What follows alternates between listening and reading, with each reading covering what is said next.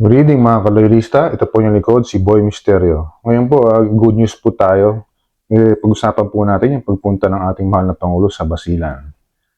Ito po ang pagpunta ng ating mahal na Pangulo sa Basilan ay first time na nangyari na gawin ng isang presidente ito.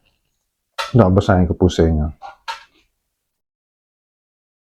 PBBM witnesses decommissioning of 400 illegal firearms in Basilan, making him first Philippine president to witness the gathering in the province. That is, it is a very significant also. I am the first president to be able to come here because this was ground zero in the time of the fighting. And so it is very clear landmark on the progress we have been making in bringing peace to southern Philippines. While President acknowledged that it was not the first time he witnessed the decommissioning of illegal firearms, he clarified, however, that there is already an ongoing process under the auspices of the UN, the European Union, and other international organizations to continue decommissioning of weapons. President Marcos said the government and its stakeholders are continuing their efforts to convince rebels to return back to the fold of the law. So patuloy lang, we are still ongoing in the process and we are still trying to bring those who are still fighters to come down from the mountains and join society, President Marcos said when asked if it was the first time he witnessed the decommissioning of firearms. Alam niyo po, napaka-importante ng pagpunta ng ating mahal na Pangulo dun sa Basilan. Yung napaka-importante kasi yung peace and order na ginagawa nila diyan dahil may nag-surrender na sinira nila yung mga armas. Kailangan po dyan sa Basilan yan. Kasi yung napakayaman po ng Basilan. Ang Basilan, ang laki niyan nasa doble ng Singapore. At napakayaman ng soil dyan. Nandyan ang malalaking rubber plantation, koprahan, at saka mga rice. Mataba ang lupa po dyan. At saka madalang o halos walang tumadaan na bagyo po dyan. At ang kanyang aquatic resources, ang yaman dagat ay napakaganda. No?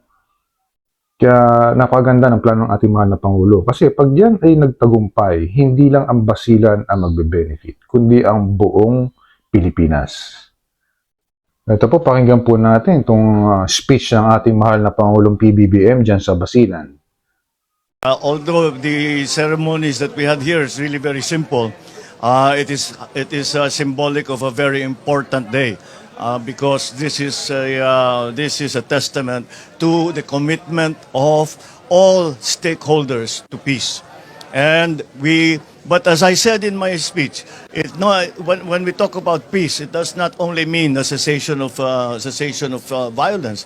What it also means is that we continue, that we, the national government and the local governments and the autonomous government, all work together to make sure that the livelihood and the progress will come to Basilan and all of the other provinces who were once areas of conflict. And this is the most important thing. And that is why it is very significant also. I am the first president to be able to come here because this was ground zero in the time of the fighting. And so it is a very clear landmark on the progress that we have been making in bringing peace to southern Philippines. President, how do you address the current effect of the El Nino in Mindanao and other provinces in the Philippines? Well, the Mindanao has a different effect of the El Nino in various ways. Although up in Luzon and in Visayas, especially Western Visayas, we have a very large effect of drying up and water supply. Dito naman, dito sa South, nagkakabaha naman tayo. So we have to have a different response. So we will continue to do that. And what we are trying to do, especially now, because we are trying to develop the livelihood, the agri-fisheries, as I mentioned, all of these things will need a good supply of fresh water for irrigation and also fresh supply of water for consumers. And that infrastructure will now we will now have to start to build. Mr. President, Julia Lipala Inquirer. Mr. President, is this the first time that you witness this kind of destruction of weapons? And do you have any plan to, do you expect that this will be also replicated in other provinces in Mindanao, even in Luzon? Well, no, it's not the first time that I have seen this. We have been. This is an ongoing process, and doesn't need to be replicated in other provinces. It's ongoing. This is continuously ongoing under the auspices of the United Nations, the EU, all of our partners abroad as observers to look at and see that the decommissioning of weapons continues. So patuloy lang. We are still ongoing in the process, and we are still trying to bring those who are still fighters to come down from the mountains and to join society. And we, for our part, will continue to support everything that they need in terms of housing, in terms of livelihood, in terms of schools, in terms of infrastructure. And that's the role that we will play. Sir, you had a meeting with the governors of BARM. Can you share to us what were discussed yung mga napag-usapan ninyo? Well, the governors of BARM are coming together to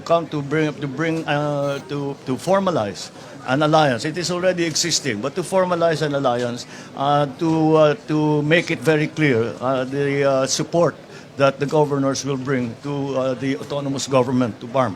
And I think that is also another very important step in the continuing road to peace. All right, thank you. Napakinggan po natin yung pahayag ng ating mahal na Pangulo, ang kanyang magandang plano sa Basilan. Kasi po pag natapos ang kaguluhan dyan sa Basilan at nagtuloy-tuloy ang peace and order, talaga naman, hindi lang Basilan na makikinabang, kundi buong Pilipinas may kinabang sa yaman ng Basilan. Para sa inyo pong kaalaman, ang Basilan ay malaki. Ang sukat po ng lupa dyan, imagine nyo lang, 2 Singapore. At ang yaman ng lupa dyan, yung soil nila, napakaganda. Nandiyan po ang malalaking rubber plantation sa Pilipinas. Nandiyan po sa Basilan yan. Ang koprahan at saka mga rice mill, yung mga taniman ng palay. Maganda po. At saka ang Basilan, hindi po, although may mga ulan din sa Basilan, pero hindi po dinadaanan ng bagyo ang Basilan. At ang yaman dagat niyan ay napakaganda. Patuloy po natin suportahan ang ating mahal na Pangulo at ang kanyang administrasyon. Dahil ang mga plano nyo po talaga ay napakaganda para sa Pilipinas. Hanggang dito na lang po mga kamisteryo. Please like and share my video and please subscribe to my channel para laging updated sa may init at mga gandang balita.